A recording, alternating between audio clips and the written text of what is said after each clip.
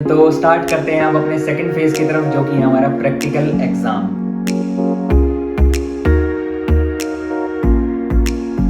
सबसे पहली चीज आपको आनी चाहिए वो है गाड़ी चलाना। उसके बिना प्रैक्टिकल एग्जाम ऑफ कोर्स दे भी नहीं सकते हो। अब जब भी यहाँ पे आओगे और आपको जब प्रैक्टिकल एग्जाम से पहले आपको थोड़ी प्रिपरेशन करनी होगी, तो आप अपने एरिया में नियर बाय जितने भी ड्राइविंग स्कूल वाले हैं आप उनके रिव्यूज अपने गूगल पे चेक कर सकते हो।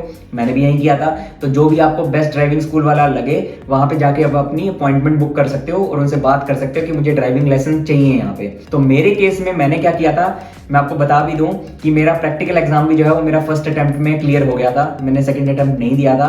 एंड सेकंड कैच इज, मुझे ड्राइविंग बिल्कुल भी नहीं आती थी इंडिया में। मैंने अब इंडिया में कभी भी कार नहीं चलाई थी। जब मैं बेल्जियम में मूव होने वाला था, तो बेल्जियम मूव होने से जस्ट 1 मंथ बैक मैंने वहां पे फॉर एग्जांपल मैंने मारुति स्कूल में कांटेक्ट किया था और वहां मैंने 10 ड्राइविंग के लेसन ले लिए थे ताकि मैं कंफर्टेबल हो जाऊं ड्राइविंग के। अगेन मेरा पिकअप थोड़ा ठीक है तो मुझे ज्यादा टाइम नहीं लगा था पिक करने के लिए। तो जब मैं बेल्जियम में आया था, जब मेरा थ्योरी एग्जाम क्लियर हो गया था, उसके बाद मैं यहाँ के लोकल ड्राइविंग स्कूल जो कि मेरे घर के पास ही है, मैं वहां पे गया था। वहां मैंने अपॉइंटमेंट बुक करी और वहां पे जो है मैंने उनसे ड्राइविंग लाइसेंस के बारे में बात की। तो फर्स्ट जो मैंने उनसे डिस्कशन किया था कि मैं इनिशियली 3 क्लासेस के लिए जाऊंगा और फिर देखूंगा कि मैं कैसा कर रहा हूँ। अगर मैं अच्छा कर रहा हूँ तो फिर मैं एग्जाम के लिए चला जाऊंगा, अगर मैं नहीं अच्छा कर रहा तो I will still take the lessons. तो यहाँ पे जो नॉर्मल जो हमारे एरिया में जो फीस थी वो थी अप्रोक्सीमेटली 60 यूरोस पर आवर। दूसरे रीजन्स में it can still vary, but again ज्यादा डिफरेंस नहीं होगा। ऑलमोस्ट जितने भी ड्राइविंग स्कूल्स हैं वो almost similar kind of fees ही लेते हैं। तो आप लोग अपने नियरेस्ट ड्राइविंग स्कूल से वो फीस के बारे में पूरी इन्फॉर्मेशन लेके आ सकते हैं। तो मैंने जो है इन टोटल आई थिंक मैंने 2 ड्राइविंग लेसन लिए थे। सेकंड ड्राइविंग लेसन में मैंने अपने एजुकेटर था उससे पूछा कि मैं कैसा ड्राइव कर रहा हूँ, तो उसने बोला कि तू अच्छा ड्राइव कर रहा है तो you can go for the practical exam. तो that's how it was done for my case. तो आप लोगों के केस में थोड़ा डिफरेंट भी हो सकता है। मे बी आपका इंस्ट्रक्टर जो है वो आपको बोले कि नहीं आपको 2-3 क्लासेस और चाहिए। तो प्लीज अपने इंस्ट्रक्टर से चेक करते रहिए कि आप कितना सही चला रहे हैं। बिकॉज अगर आप जल्दबाजी करेंगे और सीधा ड्राइविंग एग्जाम बुक कर देंगे तो हो सकता है कि आप फेल भी हो जाएं। तो कुछ लोग यहाँ पे ये मिस्टेक भी करते हैं। मैं आपको ये भी बता दूं कि पैसा बचाने के लिए कई लोग क्या करते हैं कि सीधा कहते हैं नहीं हमारी 2 क्लासेस हो गई, हम तो सीधा प्रैक्टिकल देने के लिए चले जाएंगे। बट वो गलत हो जाता है। आपने उस टाइम तो पैसे बचा लिए, लेकिन अगर आप फेल कर गए तो आपको पूरा प्रोसेस दोबारा से रिपीट करना पड़ेगा और आपके डबल पैसे लगते हैं फिर। तो मेरी तरफ से आपको ये सजेशन रहेगा कि जब तक कि आप कंफर्टेबल फील ना करें ड्राइविंग एग्जाम प्लीज बुक ना कराएं प्रैक्टिकल के लिए। By the way information correct हो गई थी, मेरी वाइफ ने आके मुझे करेक्ट किया। मैंने जो है ऑफ कोर्स मैंने 2 क्लासेस ली थी और मैंने आपको फीस भी बता दी है 60 यूरोस पर आवर। बट मेरी जो एक क्लास थी वो 2 घंटे की। तो बेसिकली मैंने जो है अपनी इन टोटल 4 क्लासेस ली थी। अगर आप देखा जाए तो वो आपकी ड्राइविंग स्कूल पर डिपेंड करता है। अगर वो 1 आवर की क्लास देते हैं तो आप वैसे कर सकते हो, बट मेरी जो क्लास थी वो 2 घंटे की होती थी। तो मैंने अगर आप वैसे कैलकुलेट करो तो मैंने 4 घंटे की क्लासेस ली थी बेसिकली। आपको अपॉइंटमेंट के लिए मैं बता दूं ड्राइविंग स्कूल पे भी आप लोग प्लीज पहले से ही जो अपॉइंटमेंट अपनी लेके रखना। जैसे कि वहां पे टेस्ट के लिए मैंने आपको बताया था कि अपॉइंटमेंट में टाइम लगता है, इसके लिए भी बहुत टाइम लगता है। मुझे आज भी याद है कि मैंने जब अपना 2019 के लिए जब मैं ड्राइविंग स्कूल के लिए गया था, जिस दिन मैं गया था मुझे फर्स्ट ड्राइविंग क्लास के लिए जो अपॉइंटमेंट है अपनी ऑलमोस्ट 1-1.5 महीने के बाद मिली थी। तो प्लीज अपनी जो अपॉइंटमेंट्स है पहले से ही चेक करके रखिए। अपने ड्राइविंग स्कूल वाले से बात करिए कि कब आपको फर्स्ट अपॉइंटमेंट मिल रही है इसके लिए, और उसके हिसाब से ही सब कुछ मैनेज करो। तो ये थी एक टिप हमारी तरफ से कि अपॉइंटमेंट यहाँ पे बेल्जियम में सब कुछ जल्दी से ही बुक कराओ, नहीं तो इमीडिएटली कुछ भी नहीं मिलता है यहाँ पे। मैं आपको एक और चीज भी बता दूं, यहाँ पे लाइसेंस भी जो आपका ड्राइविंग लाइसेंस होता है कार के लिए वो भी 2 तरीके से मिलता है। ठीक है, एक तरीका है कि आप प्रोविजनल लाइसेंस ले लें। प्रोविजनल लाइसेंस के लिए आपको क्या करना पड़ता है कि आपको कंपलसरी 20 क्लासेस लेनी पड़ती है अपने ड्राइविंग स्कूल के साथ, जो कि बहुत एक्सपेंसिव पड़ता है। अगेन अगर आप कैलकुलेट करोगे तो इन टोटल जो है वो आपको 1200 यूरो पड़ जाएगा।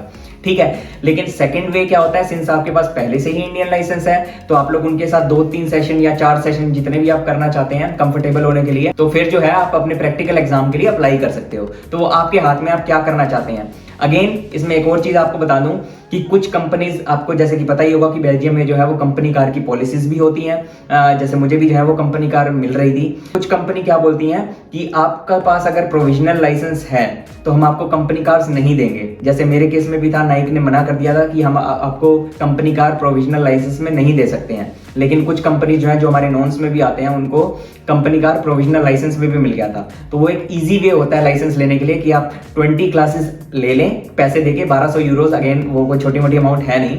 तो उसके बाद आप क्या कर सकते हैं, प्रोविजनल लाइसेंस की बेस पे आप लोग कंपनी कार ले सकते हैं या अपनी कार चला सकते हैं खुद से खरीदी हुई या जो भी है। और उसके बाद जब आप कंफर्टेबल हो जाएं, अगेन ऐसा नहीं है कि वो प्रोविजनल लाइसेंस ले लिया और खत्म हो गया मामला। वो प्रोविजनल लाइसेंस जो है सिर्फ 18 मंथ्स के लिए ही वैलिड होता है। उसके बाद एनीवेज आपको जो है वो मेन प्रैक्टिकल एग्जाम देना ही पड़ता है। बट अगेन कुछ लोगों के लिए वो ज्यादा कंफर्टेबल होता है, क्योंकि वो फिर क्या करते हैं कि अपनी कार से कंफर्टेबल हो जाते हैं और उसके बाद फिर वो एग्जाम देने के लिए जाते हैं। Again it depends on situation. अगर आपको 2-3 क्लासेस के बाद लगता है कि नहीं भैया आपका कुछ नहीं हो रहा है यहाँ पे, तो अपना फुल क्लासेस लो और प्रोविजनल ले लो। मेरी अगर आप राय मानोगे तो जल्दबाजी मत मचाना, जब तक आप कंफर्टेबल ना हो प्लीज अपने एग्जाम के लिए बुकिंग ना कराना। Now coming back to booking of the examination, तो अगेन आप 2 तरीके से कर सकते हो। अगर आपके पास कंपनी कार प्रोविजनल में आ चुकी है तो आप अपनी खुद की गाड़ी पे भी एग्जाम देने जा सकते हो। लेकिन अगर आपके पास कार नहीं है तो आप अपने ड्राइविंग स्कूल को भी बोल सकते हो कि वो अपनी कार लेके आए और वो उसके साथ जो इंस्ट्रक्टर के साथ आप अपना जो है एग्जाम बुक करा सकते हो। तो ये 2 तरीके होते हैं इसके लिए। तो आपको एग्जामिनेशन फीस के बारे में भी बता दूं, जो फीस जो है इसकी भी बहुत मिनिमल होती है, ज्यादा नहीं है। It depends region to region. I think इसकी 20 to 30 यूरोस के बीच में ही फीस होती है। बट अगेन आपको ट्रांसलेटर चाहिए, क्योंकि जो एग्जामिनर आएगा आपका टेस्ट लेने के लिए वो जो है वो डच में बात करेगा। लेकिन आप लोगों को डच वगैरह पता नहीं आती होगी या नहीं आती होगी, so depending on your situation आपको इंग्लिश में चाहिए या दूसरी लैंग्वेज में चाहिए, तो आप लोगों को ट्रांसलेटर चाहिए होगा। तो उस ट्रांसलेटर के लिए अगेन यू हैव टू पे like 50 to 60 euros per our. By the way उससे ज्यादा आपके लगेंगे भी नहीं, क्योंकि जो मेन आपका जो प्रैक्टिकल एग्जाम का जो टेस्ट होता है वो ऑलमोस्ट 40-50 मिनट्स तक ही लास्ट करता है, विद ए कंडीशन कि you are not doing any mistake in the beginning. अगर आप स्टार्टिंग में मिस्टेक कर दोगे तो वो 5 मिनट में ही आपको कह देगा भाई साइड पे लगा लो गाड़ी। और बाय द वे ट्रांसलेटर जो है वो ड्राइविंग स्कूल वाले भी अरेंज कर देते हैं। अगर आप खुद की गाड़ी लेके जा रहे हो, जो कि मैंने बोला था कि प्रोविजनल के बाद अगर आप दोबारा से टेस्ट लेने के लिए जा रहे हो, तो उस केस में आपको खुद से अरेंज करना होगा। तो अगेन ट्रांसलेटर यहाँ पे इजीली मिल जाते हैं, उनकी फीस भी यही सेम होती है, 50-60 यूरोस के बीच में फिक्स कॉस्ट होती है, तो आप उनको साथ में लेके जा सकते हो। नॉर्मली यहाँ पे क्या रूल है, जब आपका थ्योरी टेस्ट क्लियर होता है आपको 90 डेज का वेट करना पड़ता है आपको प्रैक्टिकल एग्जाम के लिए अप्लाई करने के लिए। बट आपके पास अगर इंडियन लाइसेंस है तो आपको कोई वेट करने की जरूरत नहीं है, आप कभी भी अपना जो है प्रैक्टिकल एग्जाम के लिए अप्लाई कर सकते हो। और अगेन आपके पास अटेम्प्ट्स भी ऐसा नहीं है कि आप फर्स्ट टाइम फेल हो जाओ तो आप सेकंड टाइम नहीं दे सकते, नहीं, आप लोग मल्टीपल अटेम्प्ट्स भी आप दे सकते हो। लेकिन जो नॉर्मल ट्रैक होता है, जो बेल्जियंस के लिए जो ये रूल है, उसमें ये है कि अगर आप अपना प्रैक्टिकल एग्जाम 2 बार फेल कर देते हो तो आपको जो है वो compulsory 5 hours of classes practical की दोबारा से लेनी पड़ती है अपने ड्राइविंग स्कूल के साथ। बट अगेन अगर आपके पास इंडियन लाइसेंस है पहले से ही तो आपके वो 5 आवर्स भी जो है वो वेव ऑफ हो जाते हैं, विच बेसिकली मींस आप दोबारा से अपना जो है प्रैक्टिकल एग्जाम अटेम्प्ट कर सकते हो। तो आपका इंडियन लाइसेंस का एटलीस्ट ये तो फायदा है।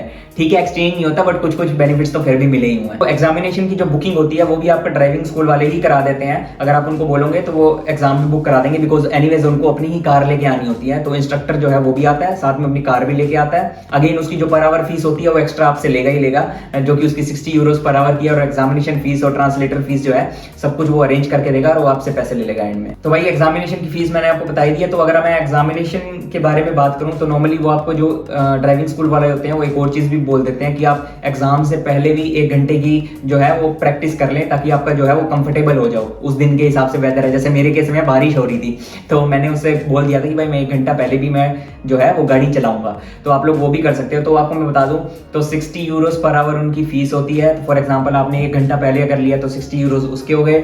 एग्जामिनेशन फीस हो गई आपकी 20-30 यूरो और प्लस में आपका ट्रांसलेटर हो गई 60 यूरो। जब चला रहे होगे आप गाड़ी तो उसका इंश्योरेंस भी चाहिए होता है उस टाइम के लिए और प्लस में वो कार की फीस भी होती है। तो मैं टोटल करके बताऊं तो एग्जाम जो प्रैक्टिकल एग्जाम का जो टोटल फीस जो है गाड़ी से लेके उसका इंश्योरेंस से लेके उसका ट्रांसलेटर फीस सब कुछ मिला मिलू के अराउंड 200 to 250 यूरोस के बीच में पड़ता है आपको। तो इसलिए ही मैं आपको पहले बोल रहा था कि जल्दबाजी बिल्कुल मत मचाना अपने प्रैक्टिकल एग्जाम में जब तक आप कंफर्टेबल ना हो। आप उस टाइम तो जल्दबाजी कर दोगे कि नहीं मैं अपना एग्जाम अभी दे के आता हूं, लेकिन अगर आप फेल कर गए तो आपके वो 250 यूरोस भी पूरे पानी में गए। तो इसलिए कहता हूं कि 60 यूरोस पर आवर आप 1-2 क्लास अपनी फालतू ले लो, 100 यूरो फालतू लगा लो इंस्टेड ऑफ वो 250 यूरो वेस्ट करने के बजाय। तो भाई वहां पे सबसे पहले जाके चीज आपकी होती है वो होती है रिस्क परसेप्शन टेस्ट। ठीक है, अभी ये आप पूछोगे कि रिस्क परसेप्शन टेस्ट है क्या, तो ये कुछ नहीं होता, ये वीडियो गेम की तरह होती है बेसिकली। तो आपको एक वीडियो दिखाते हैं और वीडियो के एंड में आपसे क्वेश्चन पूछते हैं उससे रिलेटेड कि भाई आपने क्या क्या इस चीज में क्या ऑब्जर्व किया इस वीडियो के अंदर। तो आपको उसके बेस पे आपको ऑप्शन सेलेक्ट करना होता है। तो आई थिंक आपको जो है वो 4 या 5 क्वेश्चन दिखाते हैं, तो उसके हिसाब से आपको हर वीडियो में आपको ऑप्शन सेलेक्ट करने होते हैं कि आपने उस वीडियो में क्या ऑब्जर्व किया है। तो ये जो होता है वो 10 मार्क्स का होता है। तो इसके अंदर टिप मेरी तरफ से क्या रहेगी आपको कि मैं आपको नीचे जो है वो लिंक दे दूंगा, आपको यूट्यूब पे भी इसके काफ़ी वीडियोस मिल जाएंगी जिसमें आप प्रैक्टिस कर सकते हैं इसके बारे में। मैंने भी सिमिलरली यही किया था, इन वीडियोस को देख के गूगल पे मैंने प्रैक्टिस की थी। तो ये इनका यूट्यूब चैनल है गोका व्लैंडरन, व्लैंडरन मीन्स फ्लैंडर्स। तो वहां पे जाके आप प्रैक्टिस कर सकते हैं। तो YouTube पे भी ये वीडियोस अवेलेबल हैं। एंटवर्प और ब्रसल्स में इसके अलग अलग रूल्स हैं। एंटवर्प में आप अगर इसको क्लियर नहीं कर रहे हो, फॉर एग्जांपल इसको क्लियर करने के लिए आपको चाहिए होते हैं 6 मार्क्स आउट ऑफ 10। अगर आपके 5 आ जाते हैं फॉर एग्जांपल फ्लैंडर्स के अंदर, जो कि आपका एंटवर्प रीजन और ये सब रीजन आते हैं इसमें, अगर आपके यहाँ आते हैं तो ऐसा नहीं है कि आप प्रैक्टिकल एग्जाम ले नहीं सकते। They will still ask you to go for a practical exam, but again वो थोड़ा स्ट्रिक्ट हो जाएगा क्योंकि वो आपकी छोटी छोटी मिस्टेक्स भी फिर नोट डाउन करेंगे। आप ढंग से ऑब्जर्व नहीं कर रहे हो उन चीजों को, तो आपका जो एग्जाम हो वो थोड़ा स्ट्रिक्ट हो जाएगा। लेकिन ब्रसल्स में I have heard the rule is different. क्यों? वहां पे अगर आपने रिस्क परसेप्शन टेस्ट फेल कर दिया तो आपको प्रैक्टिकल एग्जाम के लिए अलाउ ही नहीं किया जाता। तो that is the rule in Brussels, I have heard.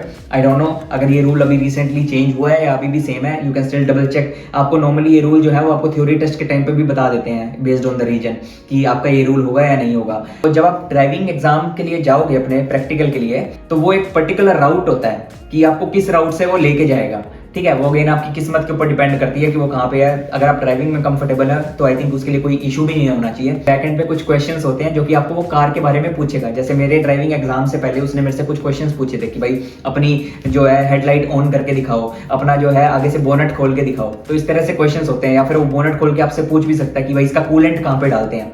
Normally जो है आपका ड्राइविंग स्कूल वाला है वो एग्जाम से पहले आपको इन सब क्वेश्चंस के बारे में प्रिपेयर पहले से ही कर देगा, क्योंकि उन लोगों को पता होता है कि ये लोग क्वेश्चंस पूछते हैं। तो आपको वो कार के बारे में पूरा बताएगा और आपकी प्रैक्टिस भी करवाएगा। तो इसमें कोई डरने वाली कोई बात नहीं है, बहुत ही नॉर्मल क्वेश्चंस होते हैं और वो आराम से आप उनके आंसर्स दे भी सकते हैं। अगर आपका ये सब कुछ हो जाता है, उसके बाद आपको जो है उस राउट पे जो भी आपका असाइंड होगा वहां पे वो आपको बोलेगा कि चलो यहाँ पे आप गाड़ी लेके चलो। वो आपसे पूछेगा पहले कि आप जीपीएस से नेविगेशन चूज करना चाहते हो या फिर जो साइन बोर्ड्स होते हैं उस पे जाना चाहते हो। तो वो आपकी चॉइस होती है कि आप क्या सेलेक्ट करना चाहते हो। आप जिसमें ज्यादा कंफर्टेबल हो उसी को ही सेलेक्ट करना। ठीक है, ये मेरी तरफ से आपको एक टिप रहेगी। जैसे मेरे केस में क्या हुआ था, जब मैं ड्राइविंग स्कूल में गया था तो मुझे ड्राइविंग स्कूल वाले ने ही बोला था कि आप साइन बोर्ड्स पे जाना, नेविगेशन पे मत जाना। तो again it depending on you. अगर आप जीपीएस में ज्यादा कंफर्टेबल फील करते हैं तो प्लीज उसी से ही करना। उसके बाद जब आप गाड़ी चला रहे होंगे तो पीछे जो है आपके ट्रांसलेटर बैठा होगा और प्लस में जो है वो जो एग्जामिनर आया हुआ है वो भी बैठा होगा। तो आपको पूरा गाइड करेगा कि टर्न लेफ्ट, टर्न राइट, आपको कहाँ जाना है। स्टार्टिंग में जो है वो एक लकी ड्रॉ होता है, उसमें कुछ क्वेश्चंस भी होते हैं, उसमें कुछ और चीजें भी होती हैं। फॉर एग्जांपल उस लकी ड्रॉ के पीछे होता है कि वो आपसे क्या कुछ स्पेशल करवा के देखेगा उस ड्राइविंग एग्जाम में। जैसे यहाँ पे जो है टेस्ट का पार्ट होते हैं, फॉर एग्जांपल वो लोग पैरेलल पार्किंग करवा के देखते हैं या फिर 20 मीटर पीछे ड्राइव करवाते हैं आप लोगों से। तो बहुत सारी चीजें होती हैं। इसकी प्रैक्टिस जो है वो आपका ड्राइविंग स्कूल वाला भी आपसे करवा ही देगा, क्योंकि ये स्पेशल चीजें होते हैं वो जो जरूर करा के देखते हैं, जो कि आपका टेस्ट करता है कि आप मेन चीजें आप कर पाते हो या नहीं apart from the normal driving. तो आप लोगों को based on the number you have chosen, तो जैसे फॉर एग्जांपल मेरे केस में पैरेलल पार्किंग आया था कि मुझे उसको पैरेलल पार्किंग करके दिखानी थी। पैरेलल पार्किंग आई थिंक आप लोगों को पता ही होगा, और जिनको नहीं पता तो मैं बता दूं, 2 कार्स खड़ी हुई हैं, उनके बीच में आपको एक ही फ्लो में पार्क करनी है कार। तो अगेन उसकी प्रैक्टिस आपको ड्राइविंग स्कूल वाला करा ही देगा। अगर आप एक आधी छोटी मिस्टेक्स करोगे तो वो उसको छोड़ भी देते हैं। जैसे मेरे केस में मैंने एक छोटी सी मिस्टेक की थी कि मैंने एक बार जो है मेरी प्रायोरिटी थी, मेरे को स्लो नहीं करनी चाहिए थी, बट मैंने हल्की सी स्लो कर दी थी। बट अगेन वो छोटी सी मिस्टेक थी तो उन्होंने वो निगलेक्ट भी कर दी थी। वो यहाँ के नॉर्मल ड्राइवर्स भी करते हैं, ऐसा कोई बड़ी बात नहीं है। अगर आप मेजर मिस्टेक्स करोगे, फॉर एग्जाम्पल गाड़ी रोकनी है लेकिन आपने रोकी नहीं है, तो ऑफकोर्स वो आपका एग्जाम वहीं पे फेल कर देगा। तो ये था आपका ड्राइविंग एग्जाम। ऐसा होता है यहाँ पे ड्राइविंग एग्जाम। अगेन इसको लाइटली बिल्कुल मत लेना। ऐसा ही सोच के जाना कि आपके पास एक ही चांस है और आपको क्लियर ही करना है। मैं ऐसा ही सोच के गया था। ऑफ कोर्स मैं थोड़ा डरा हुआ था क्योंकि उस दिन बारिश भी हो रही थी और मैंने इंडिया में कभी ड्राइव भी नहीं किया हुआ था, तो मेरे लिए थोड़ा डिफिकल्ट था। बट अगेन अगर आप कॉन्फिडेंट हो तो nothing is impossible, you can clear it in 1 shot.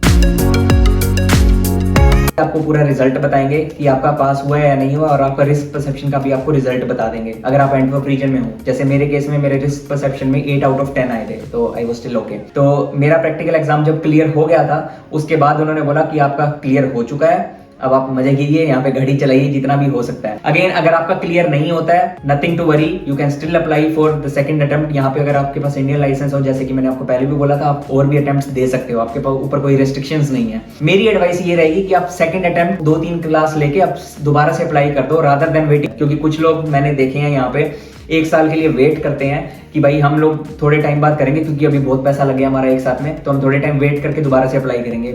मेरी तरफ से टिप रहेगी, बिल्कुल भी ऐसा मत करना, क्योंकि आपके माइंड में अभी भी रूल्स जो है वो फ्रेश रहेंगे। प्रैक्टिकल टेस्ट जब आपका क्लियर हो जाता है तो आपको उसका भी एक सर्टिफिकेट मिलता है, तो आपको कुछ नहीं करना होता। आपको अपने टाउन हॉल में जाके, जो भी आपका नियर बाय टाउन हॉल है, वहां पे जाके अपॉइंटमेंट बुक करनी होती है और वहां पे बोलना पड़ता है कि ये ड्राइविंग लाइसेंस के लिए मेरी अपॉइंटमेंट है। तो आप वहां जाके अपना सब कुछ सर्टिफिकेट, जो भी डिटेल्स है वो उनको दे दीजिए, और उसकी जो फीस है वो है 25 यूरोस, और नॉर्मली जो है वो 2 से 3 वर्किंग डे लगते हैं आपके ड्राइविंग लाइसेंस को आने। तो गाइज ये था पूरा ड्राइविंग लाइसेंस का फुल प्रोसेस। आई नो बहुत ही लेंदी प्रोसेस है और बहुत टाइम लग जाता है। अगर आप मुझसे पूछें तो मैंने आई थिंक इसकी जो तैयारी जो है मैंने ऑलमोस्ट जुलाई में शुरू कर दी थी, क्योंकि मेरी अगस्त की आई थिंक फर्स्ट अपॉइंटमेंट थी थ्योरी टेस्ट के लिए, और मुझे जो है अपना जो ड्राइविंग लाइसेंस है वो अक्टूबर में जाके मिला था। सो जुलाई, अगस्त, सितंबर, अक्टूबर एंड में मिला था मुझे, ठीक है। तो ऑलमोस्ट मुझे 4 महीने लग गए थे इस पूरे प्रोसेस में। अगेन मेरा सब कुछ जो है वो फर्स्ट अटेम्प्ट में क्लियर हो गया था, तो उसके लिए 4 महीने हैं। अगर आपके वो फर्स्ट अटेम्प्ट में क्लियर नहीं होता तो और भी लंबा टाइम लग सकता है। तो पहले से ही अपने आप को मेंटली प्रिपेयर करके आना कि इतना लंबा टाइम आपको लग सकता है। तो गाइज ये थी वीडियो जिसमें मैंने आपको पूरा ड्राइविंग लाइसेंस के बारे में बताया,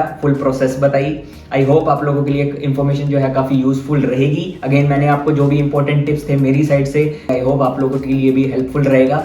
अगर आपको ये वीडियो अच्छा लगा हो तो प्लीज लाइक कर देना, जो भी चीज़ अच्छी लग रही हो नीचे कमेंट कर देना। अगर आपकी कोई क्वेरीज हो तो आप वो भी कमेंट सेक्शन में डाल सकते हैं। और प्लीज़ इस वीडियो को जितना हो सकता है वो शेयर करो। जितने इंडियंस हैं जो अब्रॉड मूव हो रहे हैं या बेल्जियम मूव हो रहे हैं, उन लोगों को भी शेयर करो ताकि उन लोगों को भी ये इन्फॉर्मेशन मिले। तो जितना हो सकता है इस वीडियो को शेयर करें। अगर आपने अभी तक चैनल को सब्सक्राइब नहीं किया हो तो please subscribe this channel and do support us. अभी हम और भी इन्फॉर्मेशनल वीडियोस आपके साथ लेके आएंगे। अभी हमारी ये फर्स्ट वीडियो है। ऑफ कोर्स इसमें थोड़ी बहुत मिस्टेक्स होगी तो प्लीज़ फॉरगिव अस, बिकॉज हमने जो ये रूल्स हैं अपने एरिया के हिसाब से बताए हैं, एंटवर्प रीजन के हिसाब से बताए हैं और 2019 के हिसाब से बताया है। चेंजेस होंगे इस रूल्स में मे बी, बट इतने ज्यादा नहीं होंगे। बट आपका जो बेसिक प्रोसेस है वो सिमिलर ही होगा, इसमें कोई डिफरेंस नहीं मिलेगा आपको, दैट आई कैन गारंटी। तो आई होप आप लोगों को ये वीडियो अच्छा लगा होगा। Thank you guys for watching this video. See you guys in the next vlog. Bye bye.